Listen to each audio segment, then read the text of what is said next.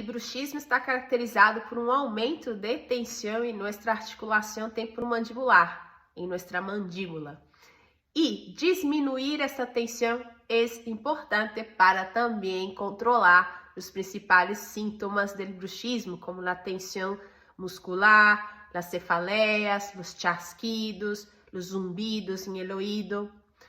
Se tienes o hábito de todos os dias fazer automassagem na zona de mandíbula, muito simples como um estiramento desde a zona de mandíbula hacia a articulação temporomandibular, se haces este exercício diário, vas diminuir esta tensão muscular. Isso ajuda também não somente a diminuir a tensão em el diafragma orofaríngeo, como também em nosso diafragma respiratório e, por supuesto, em el suelo pélvico.